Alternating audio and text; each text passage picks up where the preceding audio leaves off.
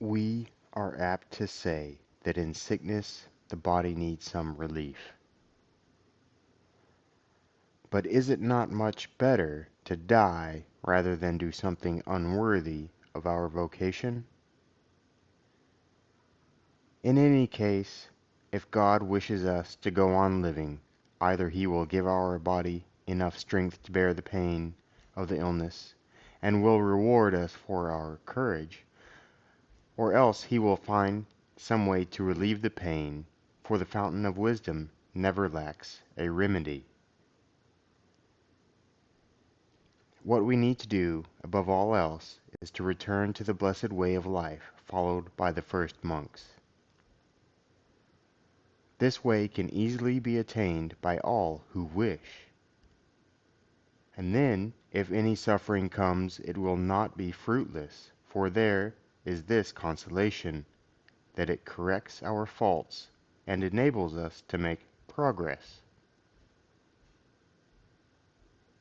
Such suffering also confers great benefit on those who have embarked on the spiritual path but then abandoned it, in that it makes them return to this path once more.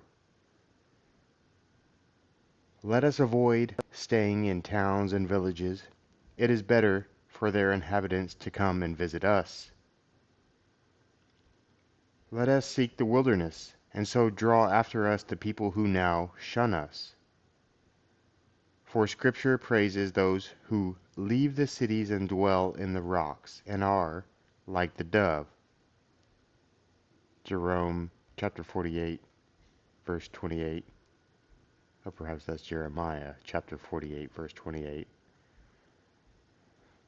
John the Baptist lived in the wilderness, and the population of entire towns came out to him. Men dressed in garments of silk hastened to see his leather girdle. Those who lived in houses with gilded ceilings chose to endure hardship in the open air, and rather than sleep on beds adorned with jewels, they preferred to lie on the sand. All this they endured, although it was contrary to their usual habits. For in their desire to see John the Baptist, and in their wonder at his holiness, they did not notice the hardships and discomfort. For holiness is held in higher honor than wealth, and the life of stillness wins greater fame than a large fortune. How many rich men there were at that time, proud of their glory, and yet today they are quite forgotten. Whereas the miraculous life of this humble desert dweller is acclaimed until this day, and his memory is greatly revered by all. For the renown of holiness is eternal, and its intrinsic virtues proclaim its value. Let us give up our flocks and herds, and so become real shepherds. Let us abandon sordid commerce, and so acquire the pearl of great price. Matthew chapter 13:46. Let us stop tilling the earth which brings forth thorns and thistles. Genesis chapter 3 verse 18, and so become cultivators and keepers of paradise. Let us give up everything and choose the life of stillness, and so put to silence those who now reproach us for owning possessions. The best way to abash our critics is discreetly to correct in ourselves the faults for which they revile us. For such a change in those reproached puts their reproachers to shame. There is another thing which in my opinion is truly disgraceful, and for which with good reason we are ridiculed by all.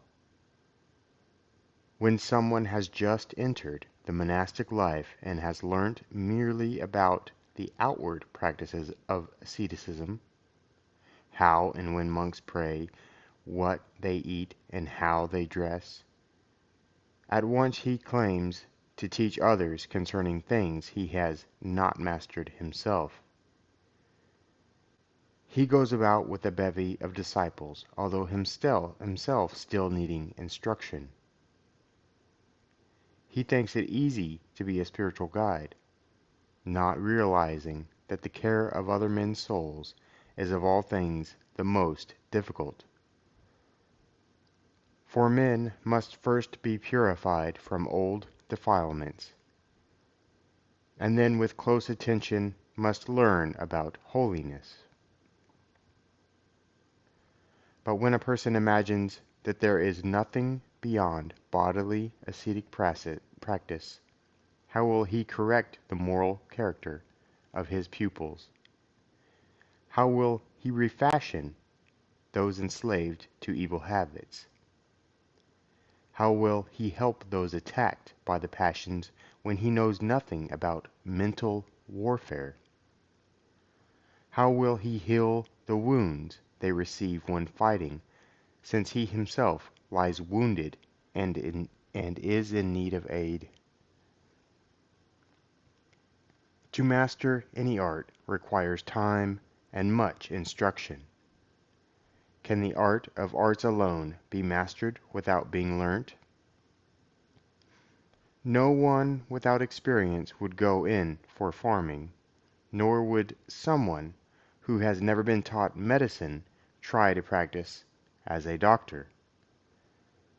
The first would be condemned for making good farmland barren and weed-infested, the second for making the sick worse instead of better. The only art which the uninstructed dare to practice, because they think it is the simplest of all, is that of the spiritual way. What is difficult the majority regard as easy, and what Paul says he has not yet apprehended. Philippians chapter 3, verse 12. They claim to know through and through, although they do not know even this, that they are totally ignorant.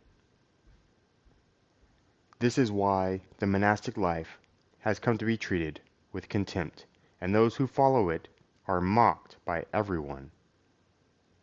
For who would not laugh when he sees someone who yesterday served in a tavern, posing today as a teacher of virtue, surrounded by pupils? Or when he sees a man who has just left a life of civic dishonesty, now swaggering all over the marketplace with a crowd of disciples? If such people realized clearly how much painful toil is required to guide others on the spiritual way, and if they knew the risks involved, they would certainly abandon the task as beyond their powers. But because they remain ignorant of this and regard it as a glory to be the guide of others, they will, when the moment comes, tumble headlong into the pit. They think nothing of leaping into a burning furnace. They provoke laughter in those who know their previous life, and arouse God's anger by their foolhardiness. Because Eli failed to correct his children, nothing could avert God's wrath from him, neither his venerable old age, nor his past freedom of communion with God, nor the honor due to his priesthood. 1 Samuel chapter 2 verse 12 and chapter 4 verse 18.